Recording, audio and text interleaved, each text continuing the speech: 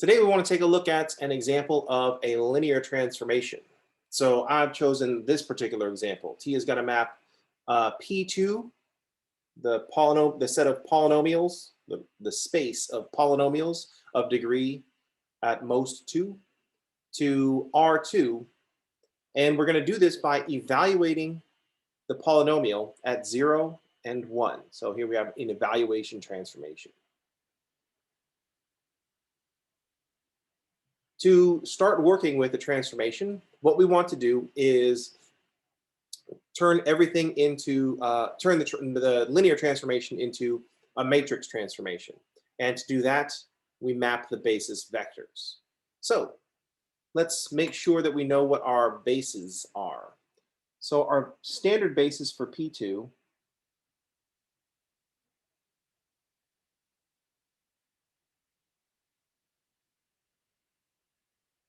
is 1t and t squared.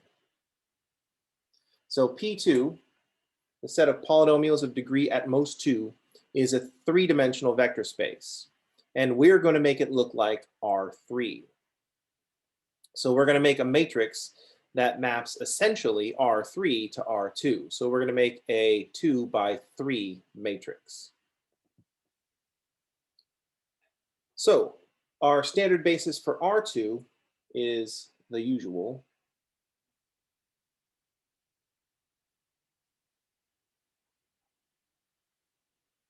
Columns of the identity matrix. So 1, 0 and 0, 1. So here's how this transformation operates. We take a polynomial, P of t, and evaluate it at 0 and evaluate it at 1. So if, for example, we had a polynomial, so if P of t is 3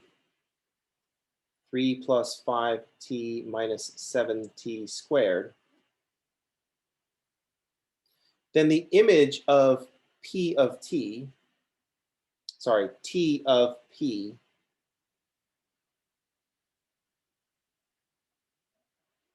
is P evaluated at 0, 3 plus 5 times 0 minus 7 times 0 squared, and P evaluated at 1, 3 plus 5 times 1 minus 7 times 1 squared. So we get 3, and then 8 minus 7, negative 1.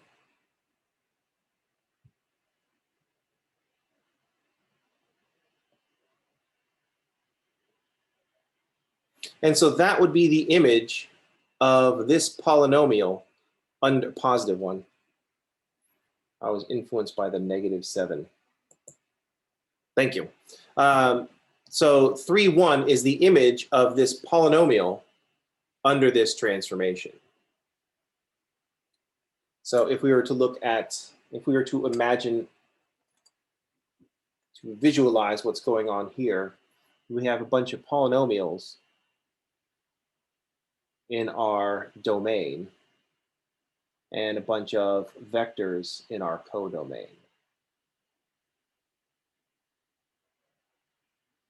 So we have this polynomial, and it maps to this vector.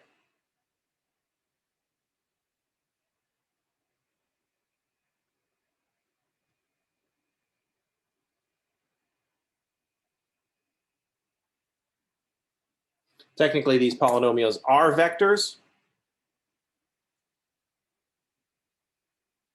but they're polynomials and not columns of numbers. So this is how the linear transformation operates. So we can also pick a vector and try to decide if it is the image of some polynomial. But to do that, we would want to find the matrix of the transformation. To find the matrix of the standard matrix of the transformation, we'll map the standard basis vectors. So to find the standard matrix and make this problem more familiar,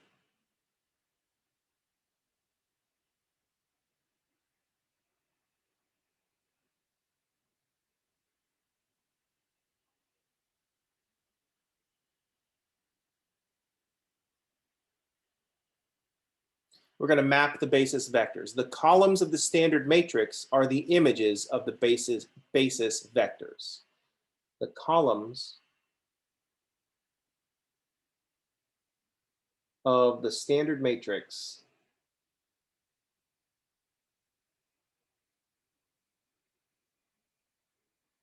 are the images of the basis vectors.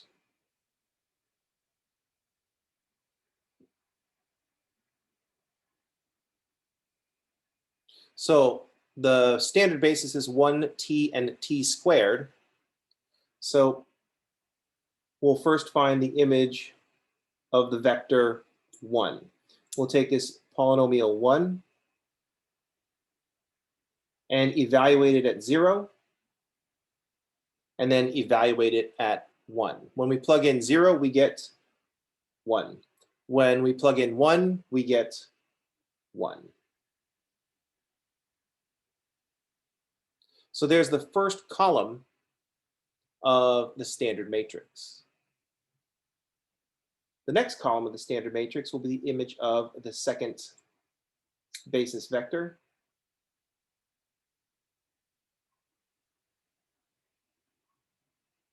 So we're going to plug in 0 and we'll get 0. And we'll plug in 1 and we'll get 1.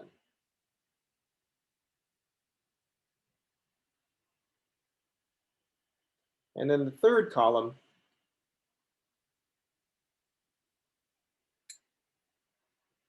will be the image of t squared. Plug in 0, we get 0. Plug in 1, we get 1.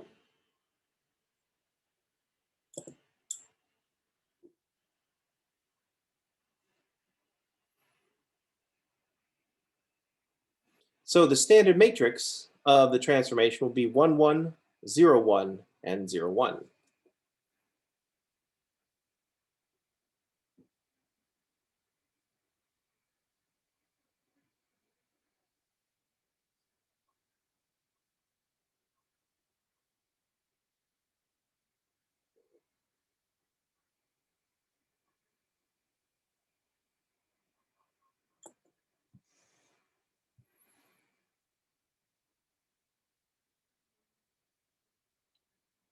So we can check the image of P.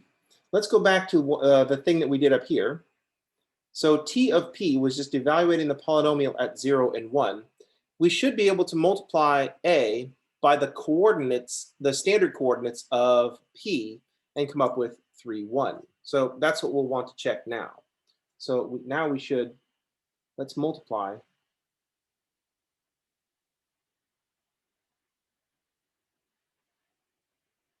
the standard coordinates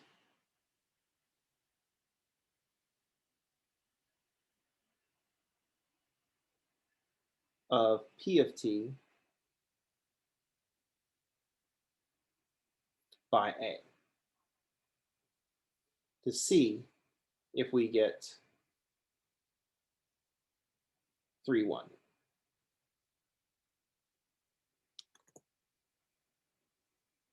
Let's see if this matrix multiplied by the standard coordinates of P, because to multiply matrix A, we'll have to multiply by a vector. So I'm going to have to look at the coordinates of P of T. And let's see if we get 3, 1. So I'm going to take A, 1, 1, 0, 1, 0, 1, and multiply by the standard coordinates of P, which will be 3, 5, negative 7. So I'll have 3 times the first vector plus 5 times the second vector plus 7 times the third vector, minus 7. Now we can see the calculation is going to be the same. I'm going to have 3 plus 0 is 3. And then 3 plus 5 minus 7 is 1.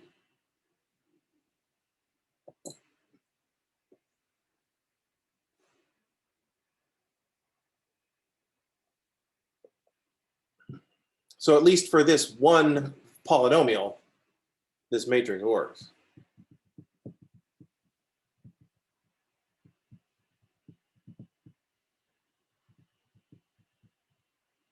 Let's see what else this matrix tells us. Let's see what else we notice about the matrix A, the standard matrix of the transformation. What am I about to look at? If I'm looking at this matrix, what am I definitely about to look at?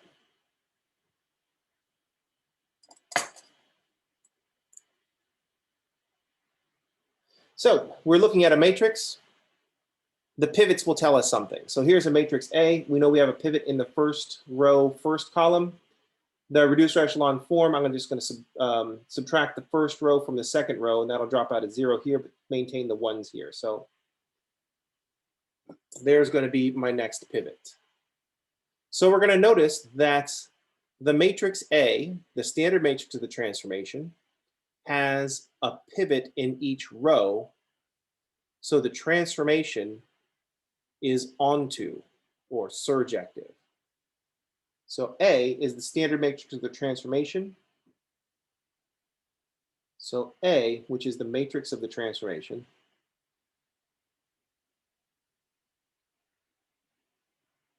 has a pivot in each row.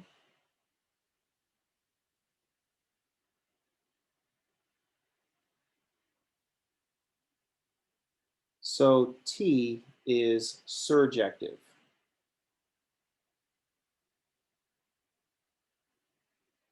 The matrix has the pivots, the transformation is surjective. That is, T maps P2 onto R2.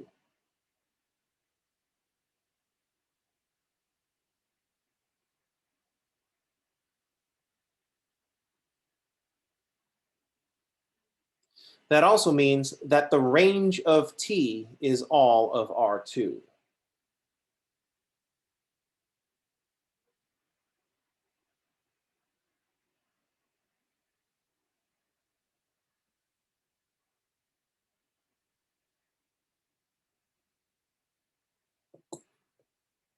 So that means every vector in R2 is the image of some polynomial in P2.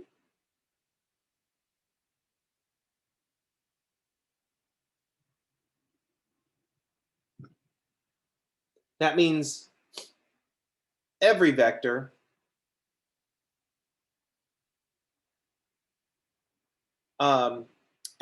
in R2, there is some polynomial that we can evaluate at 0 and then at 1 and get that vector. So no matter what we pick. So I pick an x1, x2 from R2. x1 is some polynomial evaluated at 0, and x2 is that same polynomial evaluated at 1.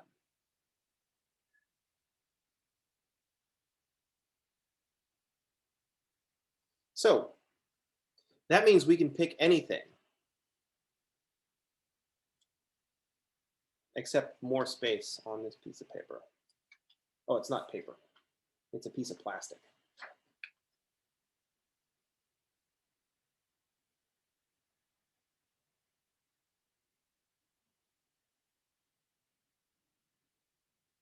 So let's suppose that x is, I need to pick a vector x from R2. So let's say let x be 5, -4.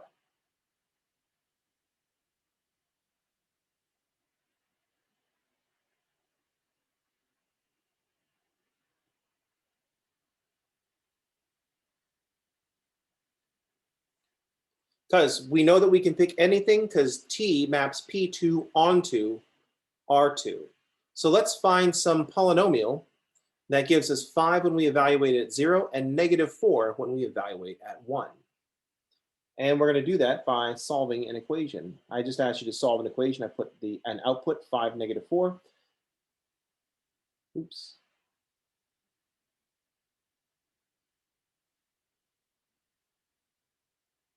So to solve equations, we'll use to solve an equation, we'll use an augmented matrix.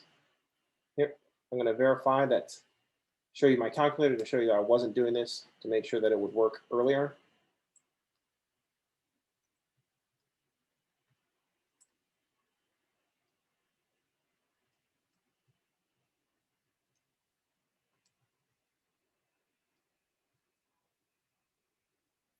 All right, so it looks like we have, I didn't need my calculator for this. I just remembered it was like one step.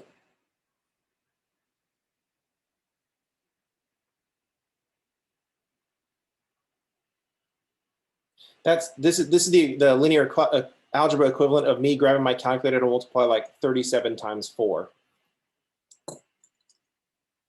That's okay.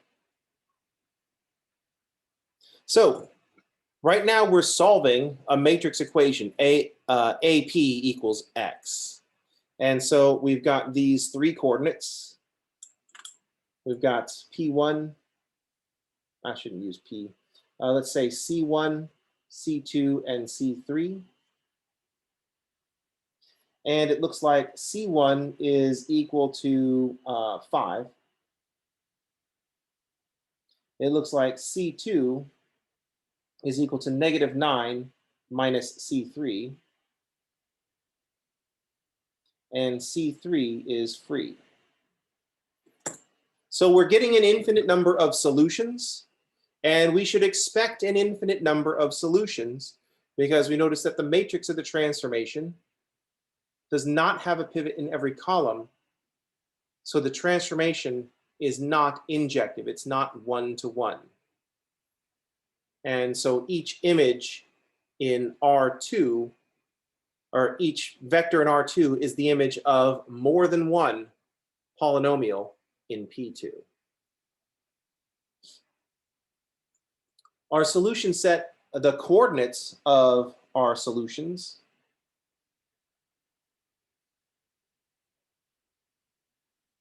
will be 5, -9, 0.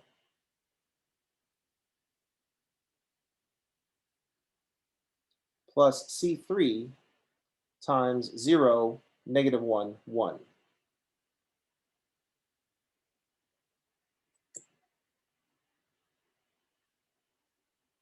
So the first entry is the constant. Then I'll have -9 minus C3 for the coefficient of t, and then C3 times t for the coefficient of C3 times t squared. So here's what we see as a vector. Here's what we see as a polynomial. So the constant is 5. The coefficient of t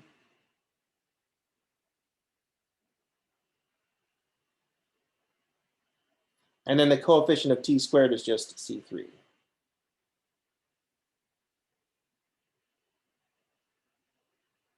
So whatever we pick for C3, we'll do -9 minus that value for the coefficient of t. So here's the infinite number of polynomials whose image will be 5, -4 for this and this will happen for every value of C3.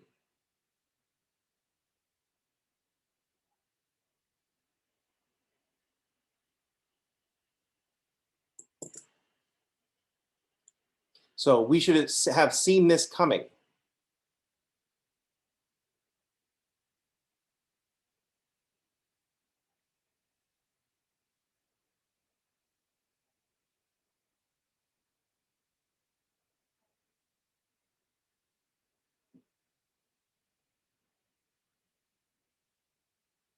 So we saw this coming, emperor style, just as we had foreseen, because the matrix of the transformation does not have a pivot in every column. So A, the matrix of the transformation,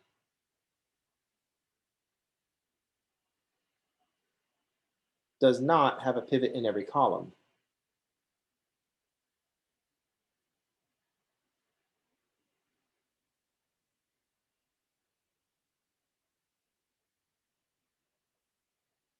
So the transformation is not injective. T is not 1, 2, 1.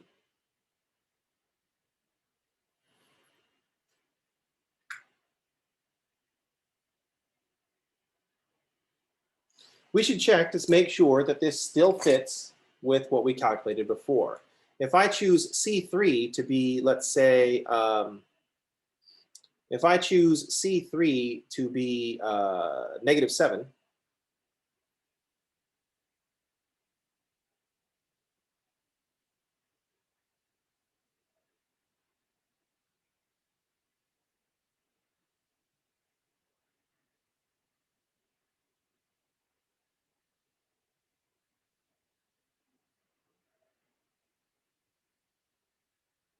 is -2. Why am I not getting what I expected?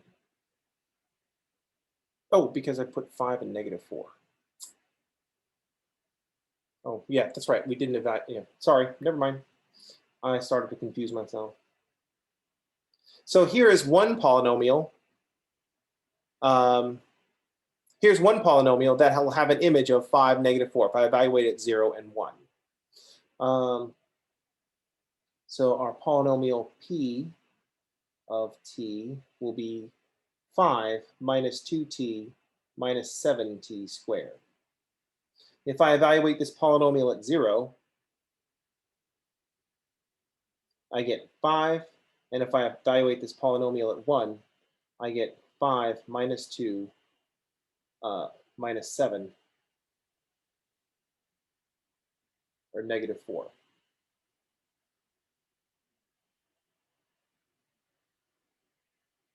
If I choose a different value for C3,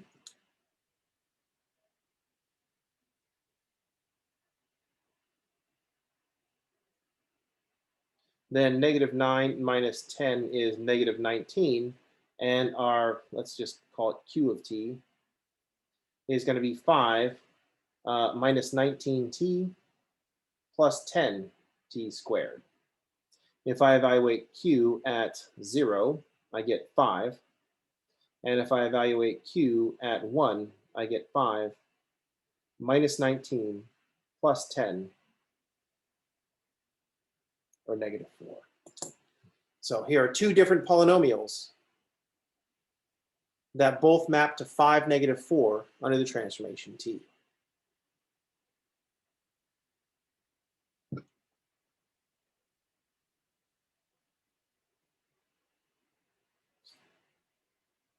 So we found out that um, the range of t was all of R2. So t maps P2 onto R2. So if we think about the matrix, the standard matrix A, that would mean that the column space of A is all of R2. So let's look at the other subspace connected to a matrix, find the null space of A. And the null space of A will be equal to the kernel of T, and that will be everything that maps to the 0 vector. So the kernel of T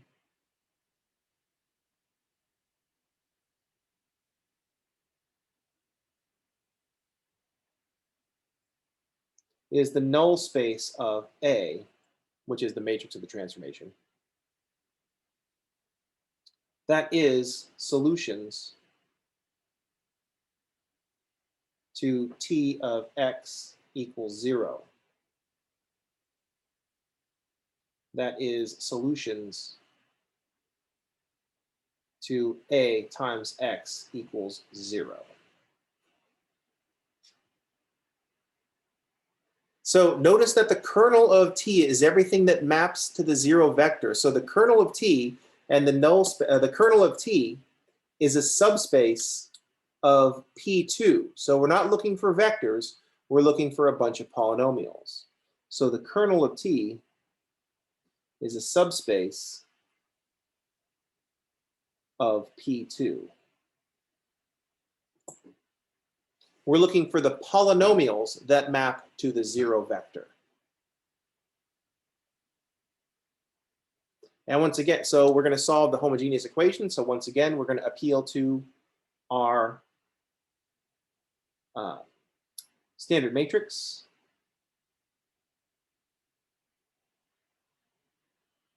And we'll find the reduced, we're going to write the augmented matrix of the homogeneous equation.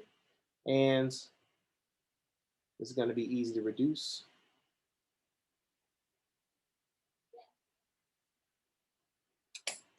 We'll make a note of our pivots.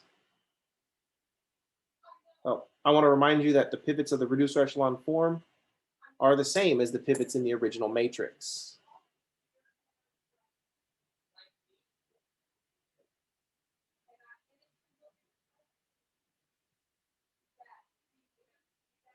So we have a C1, our constant C1, C2, and C3. So C1 is equal to 0. That makes sense. We're trying to map to the 0 vector. The constant needs to be 0.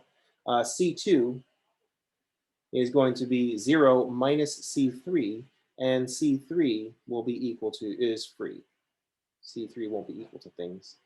C3 is free.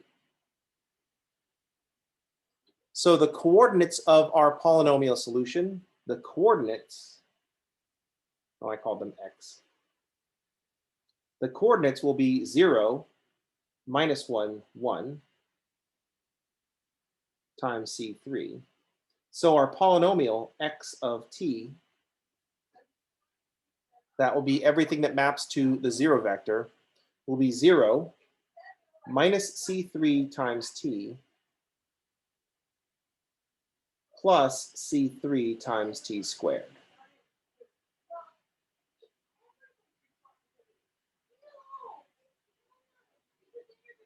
And this makes sense because if we plug in 0, we get 0. And if we plug in 1, we get minus C3 plus C3, which is also 0. So this checks out.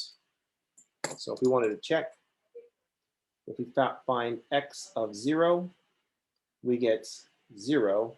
And x of 1 will be minus C3 plus C3, which is also 0. And that's what we were looking for. The kernel of the transformation will be everything that maps to the 0 vector.